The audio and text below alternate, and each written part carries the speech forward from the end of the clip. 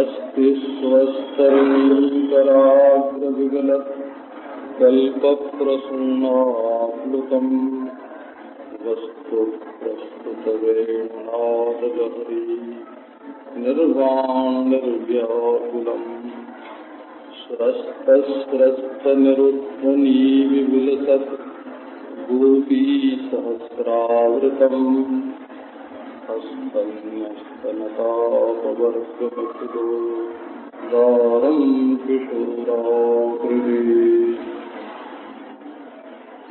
त्वं त्यजन्ति गणिका अकल्पं नृपतिं प्रजाः अधीतविद्या आचार्यं ऋग्विजो दत्तदक्षिणम् खगाबीतफलं वृक्षं भुक्त्वा चातिथयो गृहं दग्धं मृगास्तथारण्यं जाराभुक्त्वारतां प्रियम् इति गोप्योऽपि गोविन्दे गतवाक्कायमानसाः कृष्णदूते व्रजं जाते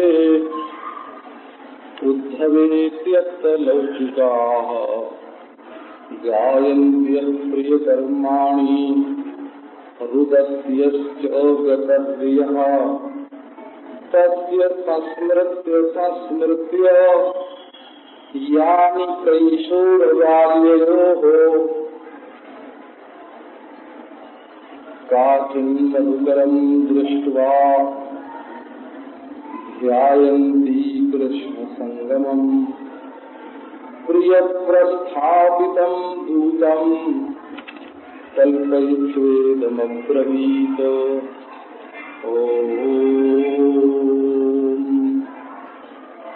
गोपियों ने पहले ये स्थापना की कि उद्धव जी, श्री कृष्ण ने आपको अपने माँ बाप को समझाने बुझाने के लिए, ब्रज बंधाने के लिए भेजा होगा। अन्यथा को ब्रजे तस्य स्मरणीयम न चक्षुमहे, माँ बाप के सिवाय इन गायों के ब्रज में उनके लिए स्मरण करने की कोई वस्तु हमें तो नहीं दिखती। उन्हें गायों को ग्वालों की याद आती होगी, गायों की याद आती होगी, हम गोपियों की याद आती होगी। ना ना, ये सब झूठी बात है। अब उन्हें हमारी याद क्यों आने लगी? जरूर माँ बाप की याद आई होगी, इसीलिए उन्होंने तुमको ब्रज में भेजा। इस पर मानो उद्धव जी ने कहा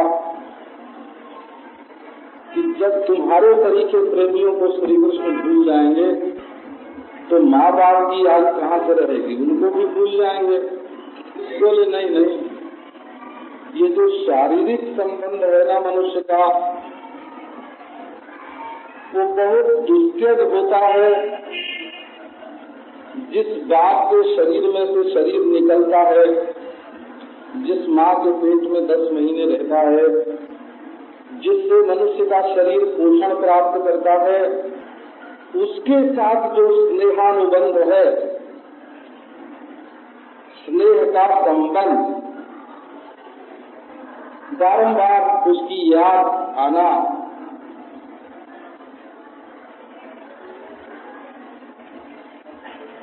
ये बड़े बड़े ऋषि मुनि भी नहीं छोड़ सकते, श्री कृष्ण भी नहीं छोड़ सकते। जरूर उन्होंने अपने माँ बाप की याद की होगी, और माँ बाप को छोड़ करके जो संबंध होता है वो तो मतलब का संबंध होता है, प्रयोजनबद्ध संबंध होता है। और वो भी संबंध केवल नाटकीय होता है। दिखाते हैं लोग कि हमारा बड़ा संबंध है, बड़ा संबंध है। वो मेरे गुरुओं, तुमने मतलब का संबंध कहीं देखा है? देखा है तुम भी स्त्री सुकृता यदवत। ये पुरुष जो हैं ये स्त्रियों के साथ जैसा संबंध रखते हैं, अपनी पत्नी के साथ ही उनकी प्रीति काम मूलक ही है, औरों की तो दाता ही क्या। क्योंकि जब देखते हैं कि अब इनके काम की सिद्धि होने वाली नहीं है तो वैराग्य धारण कर लेते हैं, चौथे पर नृप कानन जाही, जंगल में चले जाते हैं, सन्यासी हो जाते हैं। तो क्या जवानी में पति पत्नी साथ रहे और बुढ़ापे में अलग अलग हो जाएं? ये तो स्वार्थ का ही संबंध हुआ ना। फिर सुमन सुवर सटपदई ही दूसरा दृष्टांत दिया कि जैसे भावरा सुंदर सुंदर फूलों से,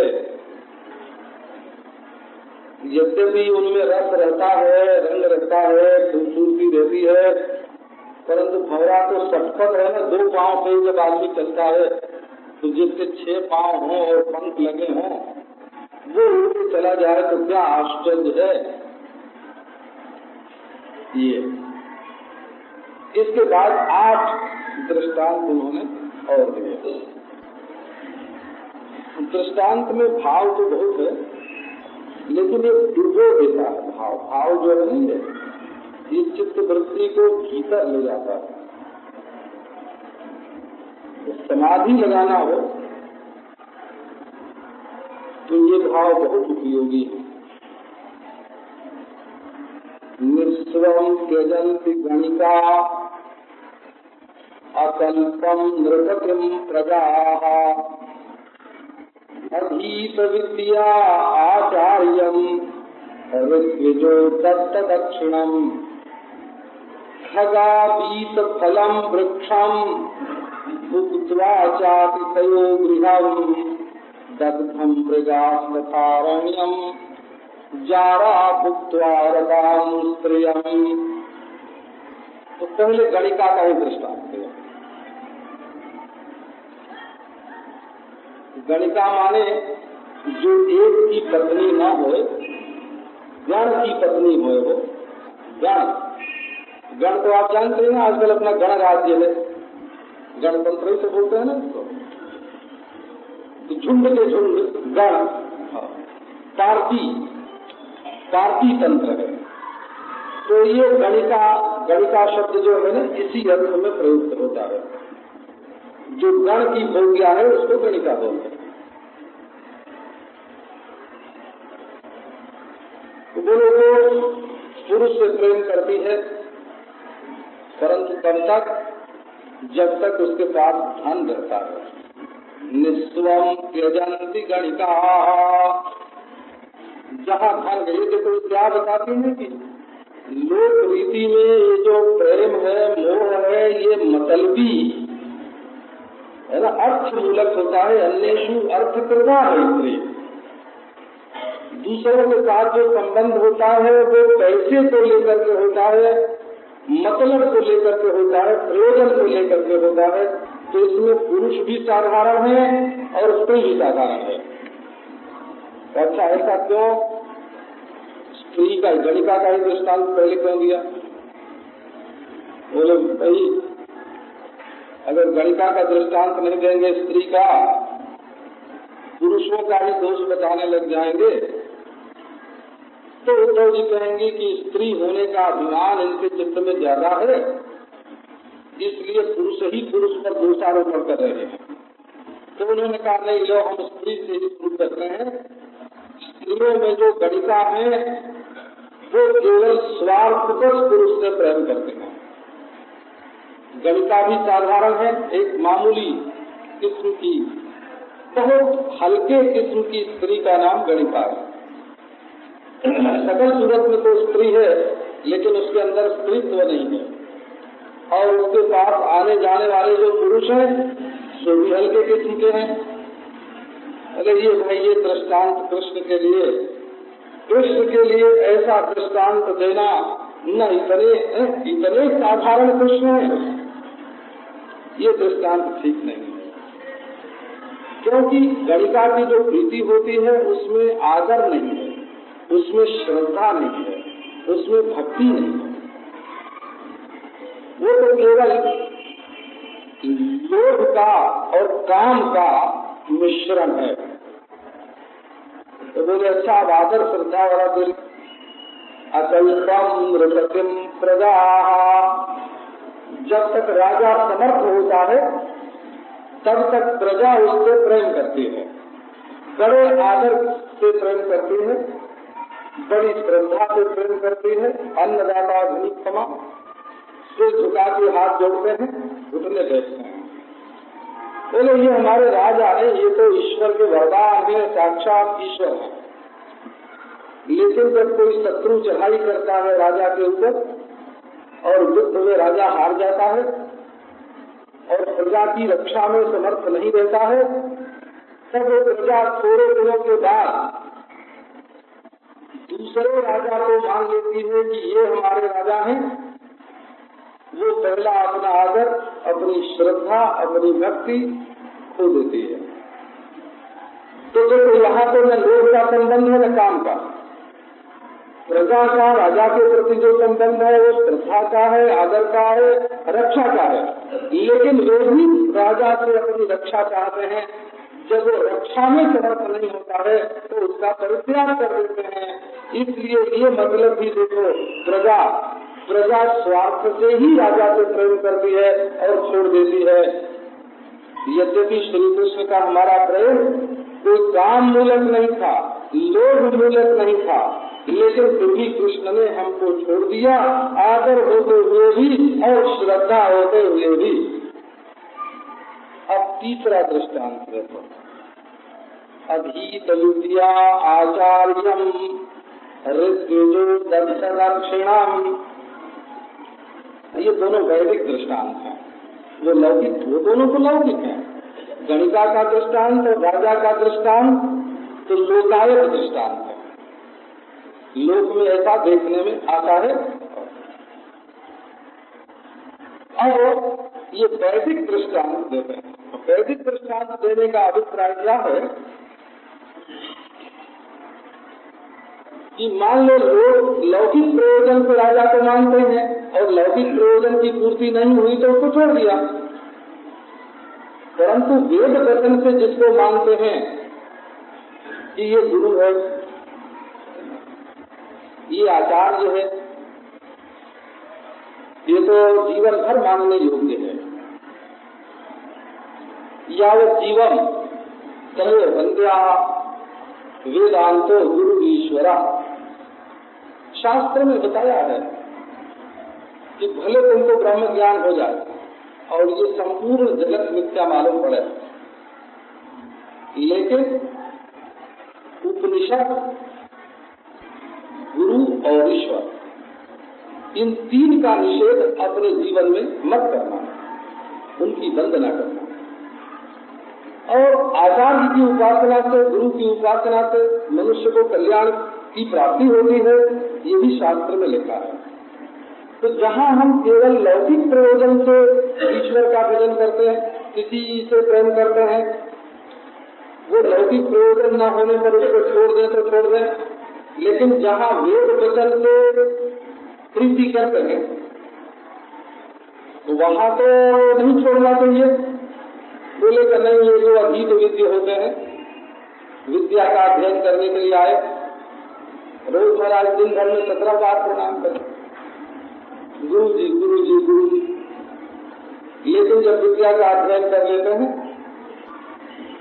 विद्या का जब अध्ययन कर लेते हैं तो गुरु जी को छोड़ के चले जाते हैं। तो विद्या रूप प्रयोजन, विद्या रूप अर्थ, विद्या रूप मतलब से उन्होंने आचार्य के सामने दंडवत की थी। जब विद्या प्राप्त हो गई तो चले गए, तो वहां भी प्रयोजन के अनुसार ही मैत्री है। तो बोले भाई विद्या ले ली, अब तो गुरु के पास कोई प्रयोजन रहा नहीं, जो जानते थे सो हमको मिल गया।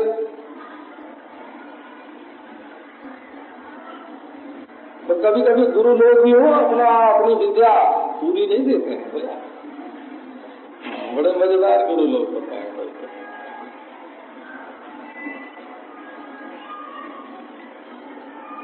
तो देखो द्रोणाचार्य अस्त्र विद्या सबको सिखाते थे, तो सारे अस्त्र सबको नहीं सिखा देते थे।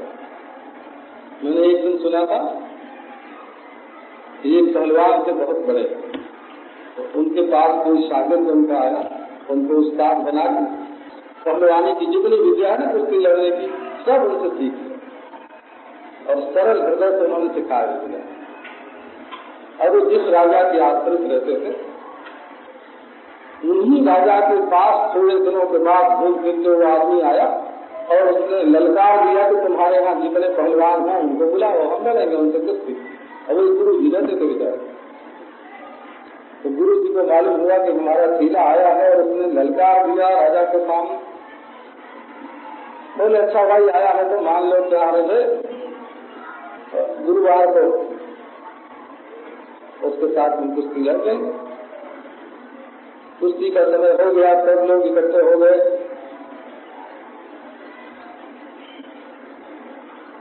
तो अब गुरु जी आए नहीं कुश्ती लड़ने, अभी तक चेला तो आ गया अखाड़े में लड़ने को। और चेला समझता था कि गुरु जी को जितने दाव पेच आते हैं वो सब हमको आते हैं। अब आदमी बुलाने गया गुरु जी को कि चलिए महाराज वो आपका जो शिष्य है वो तो कुश्ती लड़ने के लिए तैयार है। तो गुरु जी बोले कि कुछ नहीं, अभी मैं जरा बहुत दिनों से कसरत नहीं करता था, तो आज अपना पुराना दाव फिर सिखा रहा हूँ। ये कटोरी दाव इसका नाम है। और वो कटोरी में दूध लेके कभी पीते थे, कभी उसको उधर देते थे, कभी कुछ करते थे। तो आदमी आया, उसने कहा कि अभी गुरु जी अपना कटोरी दाव सिखा रहे हैं, बहुत दिनों से छूट गया। अब जो चेले ने सुना कटोरी दाव तो उसने याद किया, तो जो उसने 150 दाव गुरु जी से सीखे थे उसमें कटोरी दाव नाम का कोई दाव नहीं था। तो उसने कहा अरे कि गुरु जी ने हमको कटोरी दाव नहीं बताया था, अब वो लगावेंगे तो मैं उससे बच नहीं सकता। सो धीरे से वहां से अपना लंगोटा लेके हट गया हो। अब जब गुरु जी को मालूम पड़ा तो आए, बोले अब कटोरी दाव चल गया, बुलाओ तो तब तक तो चेला जी बिल्कुल बच गए थे। बोला तो ये चेला लोग जो है ना, ये चेला लोग कभी कभी ललकार देते हैं, विद्या ग्रहण करते हैं, अकल सीख लेते हैं और उसके बाद कभी कभी ललकार देते हैं कि आओ जो आज कर ले। तो भाई अभी कटोरी दाव का जो चक्कर है ना तो वो उनको मालूम नहीं है। अधीत विद्या आचार्यम ऋत्विजो दत्तदक्षिणाम। विद्या अध्ययन करके देखो वैदिक विधि से प्राप्त है कि गुरु की सेवा करना, गुरु की पूजा करना, जावत जीवन गुरु के प्रति आदर भाव रखना, श्रद्धा रखना। लेकिन जब विद्या लोग प्राप्त कर लेते हैं, नाम तक याद नहीं रहता है वो कि हमने किससे किससे विद्या प्राप्त की है, नाम तक याद नहीं रहता। तो बोले अच्छा गुरु से तो कोई मतलब नहीं रहता है, लेकिन जिससे मतलब बाद में भी सिद्ध हो सकता है उसको तो लोग नहीं छोड़ेंगे ना। तो ये दूसरा दृष्टांत है, ऋत्विजो दत्तदक्षिणाम। ऋत्विज लोग किसी जजमान के यहाँ यज्ञ कराते हैं, तो यज्ञ में दक्षिणा जजमान ने दे दिया, अब उसको यज्ञ का फल मिले कि नहीं, चलते बने हो तो बोले चले भाई फिर कभी यज्ञ करेंगे, तुमको बुलाएंगे, जरा उससे बनाए तो रखो। तो बोले उसकी कोई जरूरत नहीं। अथवा अदत्त दक्षिणा, जजमान जब दक्षिणा नहीं देता है तो ऋत्विज लोग चाहे कितना भी बड़ा जजमान हो तो उसको छोड़ देते हैं।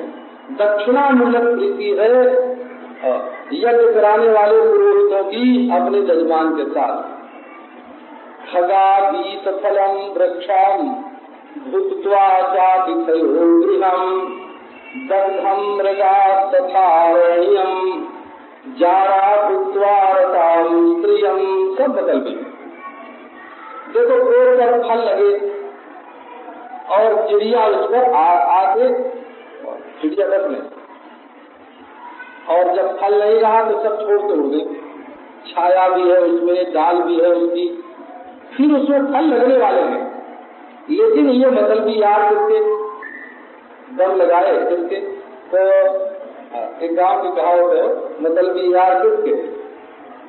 मतलबी लोग किसके यार होते हैं, किससे दोस्ती जोड़ते हैं? वो तो दम लगाए और किसके, है ना। गजेरी लोग जब गजेरी यार किसके? गजेरी लोग इकट्ठे होते हैं, आपस में खूब दोस्ती हो। एक क्लब में शराबी लोग इकट्ठे हो जाते हैं, थोड़ी देर के लिए खूब दोस्ती हुई, गप्पा हटी और बस दम लगाए किसकी, अपना अपना मतलब पूरा हुआ और खिसक गए।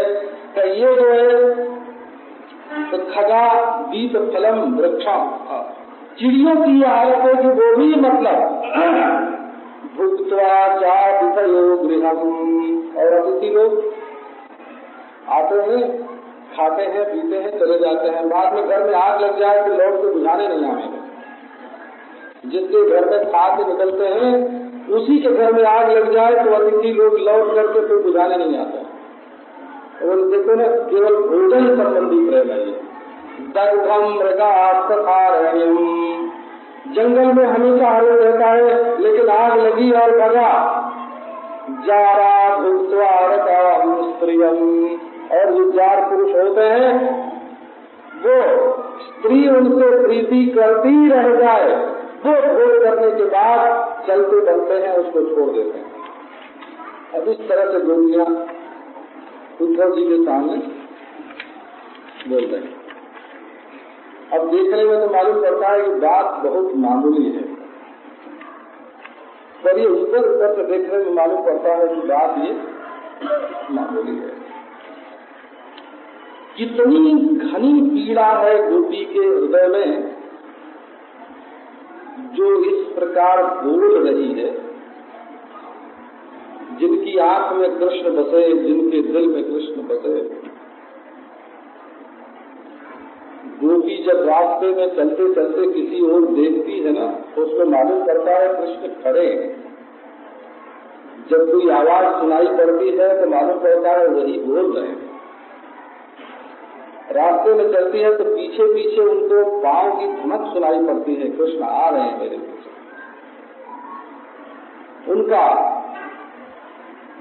उनका दही नहीं रखा जाता, उनका घर नहीं दीपा जाता, उनसे रोटी नहीं बनाई जाती, वो जमुना जी से जल भर के नहीं ला सकती। गोपी का संपूर्ण व्यापार कृष्ण के लिए है। एक बार इस तन्मयता को देखो ना, ये कोई साधारण तन्मयता है, परंतु हुआ क्या, वही गोपियां कृष्ण के बारे में अंत बोल रही हैं। एक कृष्ण को ईश्वर कहने वाले बहुत मिलेंगे हो, लेकिन ईश्वर को मतलबी यार कहने वाला है दुनिया में कोई? ये अधिकार गोपियों को है। ये प्रीति का विलास है। ये बड़ा ऊंचा अधिकार है, ये साधारण नहीं है। सम्राट को भला बुरा कहने वाला कौन? तो उसकी जो अत्यंत प्रेयसी मुँह लगी पत्नी है, अत्यंत प्रिय है और मुँह लगी है, वही उसको भला बुरा बोल सकती है, दूसरा कोई नहीं बोल सकता। तो गोपी की ये दशा हुई। पति पत्नी का संबंध भय का नहीं है, वो प्रेम का है। और उसमें जो बात आ गई कह दिया, क्योंकि अपने है ना, अपना समझ करके जो बात बोली जाती है वो कड़वी होने पर भी बहुत मीठी होती है, और पराया समझ करके जो बात बोली जाती है वो मीठी होने पर भी बहुत कड़वी होती है। ये इसका नियम ही है। अब आओ जरा गोपियों का दर्शन करो। परिपक्रुत्सुका, बीच में उद्धव जी बैठे हैं और मंडलाकार गोपी एक के बाद एक के वलयाकार, जैसे कंगन के बीच में उद्धव जी बैठे हों और कंगन भर के चारों तरफ से गोपियों ने उनको घेर रखा हो। क्या अवस्था है उनकी? इति गोपियो हि गोविंदे गतवागायमानसाः कृष्ण दूते ब्रजम याते उद्भवे त्यक्तलौकिका। गोपियां बोल तो रही हैं किस तरह, परंतु उनका हृदय कहाँ है? ये जो बात कही गई ना, इसकी ध्वनि ये है, सुनने में मालूम पड़ता है कि कृष्ण हमें छोड़ गए, मतलबी याद। और इसमें जो ध्वनि है ना, वो अत्यंत तिरस्कृत है। माने जो ध्वनि निकलती है उसमें तात्पर्य नहीं है। गोपियों का तात्पर्य क्या है? न कृष्ण हमको छोड़ सकते, न हम कृष्ण को छोड़ सकते। संदेश के द्वारा भी आदान प्रदान की आवश्यकता नहीं, संदेश के आदान प्रदान की आवश्यकता नहीं। कृष्ण के मन में जो आता है उद्धव हम उसको जानते हैं, और हमारे मन में जो आता है उसको कृष्ण जानते हैं। ये संदेश भेजना, देना लेना, ये तो एक लौकिक व्यापार है। हमारा प्रेम उस कक्षा में नहीं है जहाँ दूसरे के द्वारा संदेश भिजवाने की जरूरत पड़ती है। गोपी बहुत ऊंची दशा में रहती है। इति गोप्यो हि गोविंदे गतवा कायमानसाः। इस प्रकार बात करते करते जो गोपियां हैं, उनकी वाणी, उनका शरीर, उनका मानस गोविंद में लीन हो गया। गोविंद और गोपी, गोपी गोविंद। अब देखो, बात का अर्थ, बात कृष्ण में लीन हो गई। इसका अर्थ पहले शरीर से, पहले वाणी से कृष्ण कृष्ण कृष्ण का उच्चारण हुआ, वाणी कृष्ण में गई। उसके बाद शरीर स्थिर हो गया काय, और उसके बाद मन कृष्णाकार हो गया। कृष्ण कृष्ण कहती हुई गोपी कृष्णाकार हो गई। ये कब की बात है? कृष्ण दूते ब्रजम जाते उद्धवे त्यक्तलौकिका। जब श्री कृष्ण दूत उद्धव ब्रज में आए थे, संपूर्ण लौकिक व्यवहार का परित्याग हो गया गोपियों के द्वारा। अब उनको याद नहीं है कि सास कहाँ, ससुर कहाँ, माँ कहाँ, बाप कहाँ, बेटा कहाँ, बेटी कहाँ, घर कहाँ, दही कहाँ, दूध कहाँ, अपना शरीर ही बितर गया। त्यक्त लौकिका। ये श्री कृष्ण का संबंध, गोविंद का संबंध ही ऐसा है जिसमें लोक व्यवहार बढ़ जाता है।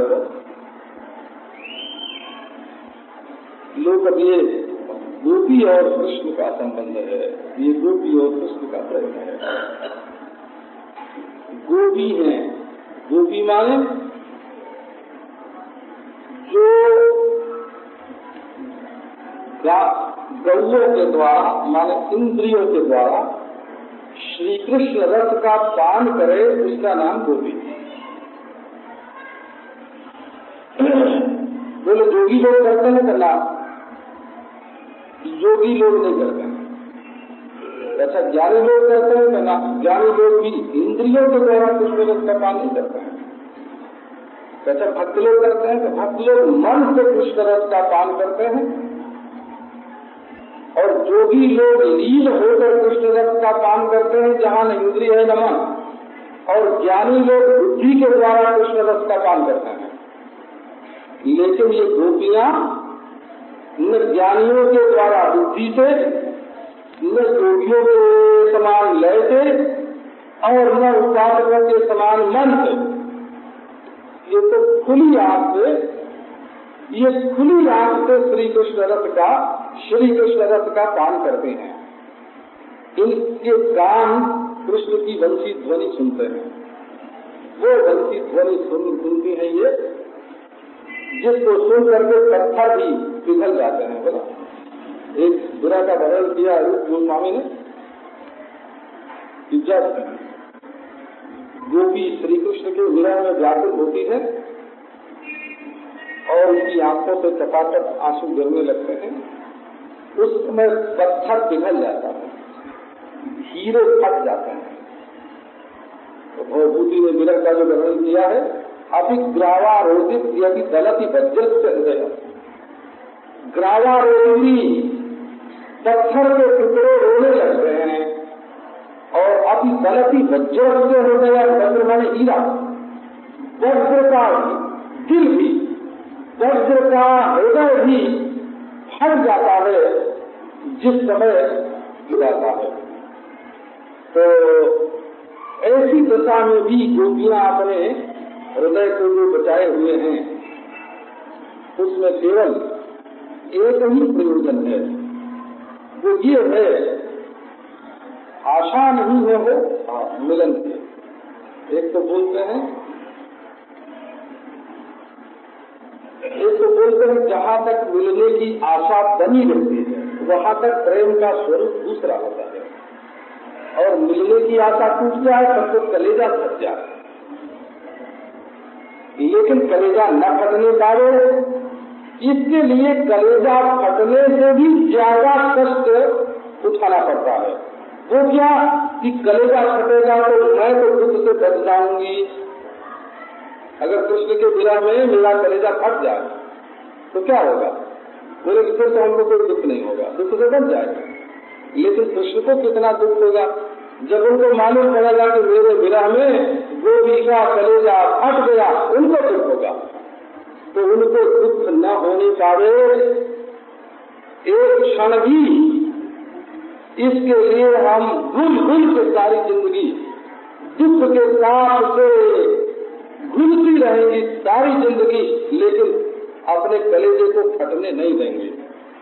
तो ये जो तीव्र प्रौढ़ विसूचिका नितोषैर ममायम नदी मर्मा यज्ञ दुनक्ति गोकुल पटोर विश्लेष जन्मात ज्वरा, श्री कृष्ण के विरह में जो हृदय में बुखार आया है, संसार में शरीर में बुखार आता है और गोपी के हृदय में बुखार आया है। वो कैसा है कि 100 हैजा को भी कालवा को भी बढ़ करते हैं, और जैसे सुई से कोई कपड़े को दिए ऐसे दिल को गरम बराबर, जैसे कोई सुई चुभ रहा हो रात दिन, जैसे कलेजे में सुई चुभ रही हो, ऐसी पीड़ा होती है। कभी अपनी ओर भी ध्यान देना भाई। नारायण, तुम्हें संसार में कोई तुम्हारा प्यारा हो, प्रयाण, बोले हमारा संसार में प्रयाण है। प्रयाण दादा ने हमको बताया कि ये कोई अंग्रेजी का शब्द है। फाइल्स की क्या बताया है? फाइल्स और फाइल्सी।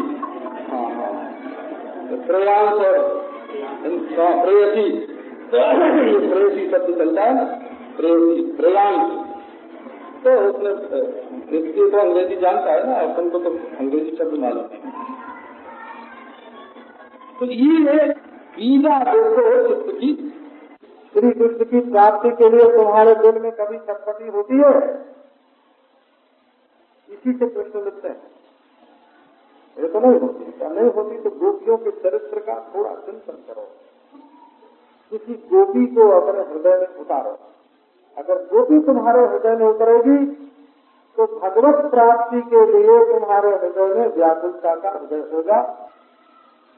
गायन्त्य कलौकिकाः गायन्त्य प्रिय कर्माणि रुदत्यश्च गतर्यः तस्य नृत्य यानि कैशोरबाल्ययोः। अब तो घर का काम धंधा सब भूल गया, लौकिका। तो लौकिक भूल जाना कोई कठिन नहीं है। गतर्या, स्त्री का सहज धर्म है लज्जा। देहरापन जो है ये स्त्री का धर्म है, परंतु गोपियों की लज्जा भी भूल गई। धर्मात्मा की मत है, वो शर्म छूट गई। रुदत्य और रोने लगे और अपने प्यारे के जो कर्म है, लीला है उनकी, किशोर अवस्था की लीला और बाल्यावस्था की लीला याद कर करके एक एक लीला का गान करने लगे। नारायण तो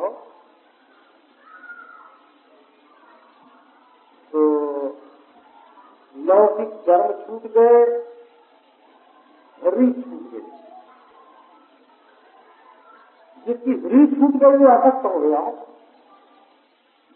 ये जो हरी है ना, हरी, ये महाशक्ति है। महाशक्ति का, महाकाली का यही है हरी। हरी जिसको वैष्णव ने हरि कर लिया है। ये आदिशक्ति का जो बीज है ना, हरी, जिसको वैष्णव ने हरि कर लिया और मुसलमानों ने इसको रहीम कर लिया।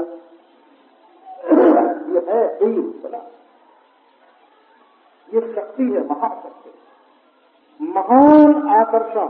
स्त्री के जीवन में जो ये हरी है, लज्जा है, ये उसके लिए महान आकर्षण है। यदि उसको वो छोड़ दे तो अपने आकर्षण को, अपनी शक्ति को उसमें छोड़ दे। जो मन में आवे तो खाए, जो मन में आवे तो पहले, जो मन में आवे जैसे मन में आवे तो रहे, जिसके मन जो मन में आवे वहां जाए। री छूट गई, लोक लाज नहीं रही, कोई धर्म कर्म की लज्जा नहीं रही, तो स्त्री का विनाश हो गया। इसलिए स्त्री को अपने जीवन में री को रखना चाहिए, उसको शक्तिशाली होना चाहिए।